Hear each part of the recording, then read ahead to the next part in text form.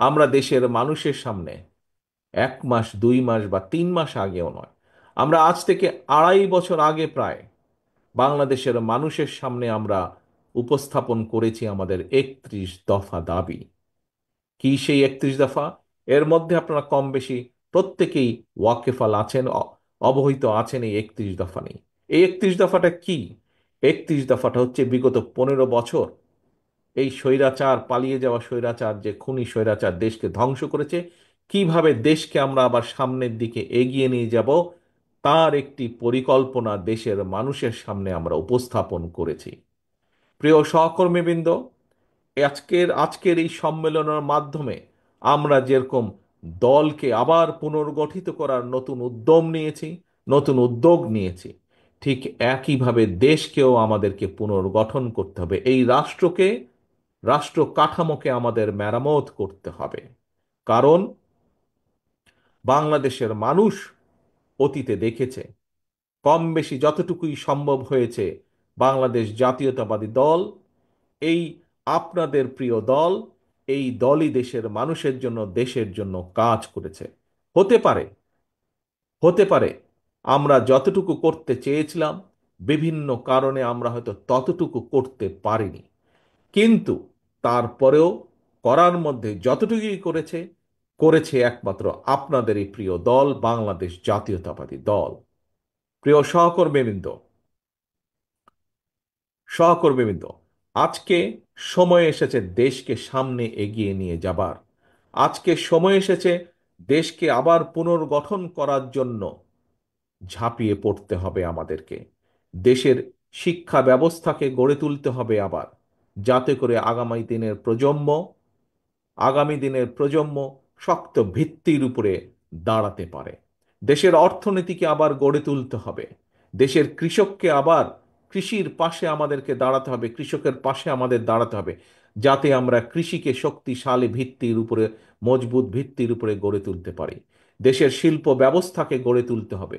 দেশের মানুষের দেশের মানুষের স্বাস্থ্য ব্যবস্থাকে আমাদের পুনর্গঠন করতে হবে, যাতে দেশের মানুষের কাছে, প্রত্যেক প্রান্তিক মানুষের কাছে আমরা স্বাস্থ্য ব্যবস্থা পৌঁছে দিতে পারি।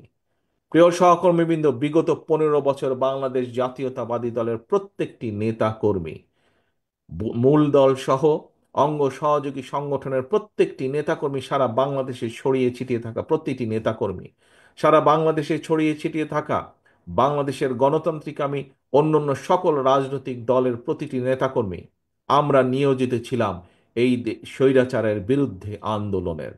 এখন স্বৈরাচার পালিয়ে গিয়েছে। এখন এসেছে সামনে সময়, কিভাবে দেশকে গড়ে তুলতে হবে। আসুন, আজকের এই আজকের এই সম্মেলনে আমরা দুটি বিষয়ে আমরা প্রতিজ্ঞা গ্রহণ করি। প্রিয় সহকর্মীবৃন্দ, কেন এই প্রতিজ্ঞা গ্রহণ করব?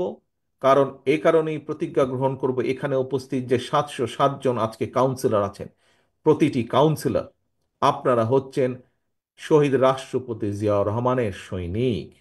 আপনারা হচ্ছেন দেশনেত্রী খালেদা জিয়ার সৈনিক।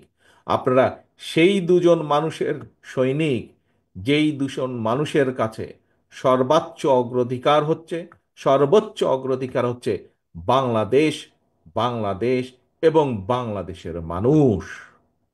কাজেই বাংলাদেশের মানুষ আপনাদের দিকে তাকিয়ে আছেন, আপনাদের দলের দিকে বাংলাদেশের মানুষ তাকিয়ে আছে, যে এই দলটি আবার অতীতের মতন দেশের মানুষকে দিশা দেখাবে।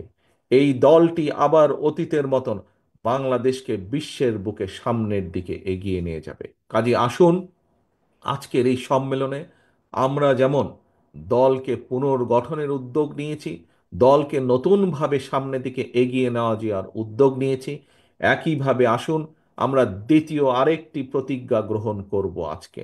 সেই প্রতিজ্ঞা হলো, যে কোনো মূল্যে যে কোনো মূল্যে আমরা জনগণের আস্থা অর্জনের মাধ্যমে, যে কোনো মূল্যে আমরা দলকে 31 দফা, দেশকে 31 দফার ভিত্তিতে আমরা গড়ে তুলব।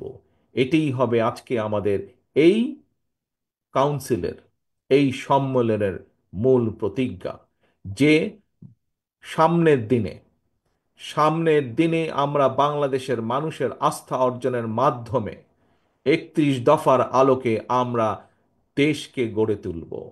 কারণ আমাদের সামনে এখন একটি প্রায়োরিটি, আমাদের সামনে এখন একটি লক্ষ্য, একটি উদ্দেশ্য, সেটি বাংলাদেশকে পুনর্গঠন করা, বাংলাদেশের মানুষের ভবিষ্যৎকে গড়ে তোলা, বাংলাদেশকে রাষ্ট্র ব্যবস্থাকে আবার মেরামত করা। আসুন, আসুন, এই হোক আজকের কাউন্সিলের আমাদের প্রতিজ্ঞা। কি সেটি? কি ভাই সেটি? প্রতিজ্ঞা হচ্ছে আমরা ইনশাল্লাহ ঐক্যবদ্ধভাবে গণতন্ত্রের জন্য সংগ্রাম করব। আমরা উপস্থিত এখানে প্রতিটা মানুষ ঐক্যবদ্ধভাবে দেশকে পুনর্গঠন করব। আমাদের সামনে এখন লক্ষ্য একটি, উদ্দেশ্য একটি, বাংলাদেশকে পুনর্গঠন করা, বাংলাদেশের মানুষের ভাগ্যের পরিবর্তন করা। এটিই হবে আমাদের আজকের এই কাউন্সিলের লক্ষ্য, এই কাউন্সিলের উদ্দেশ্য।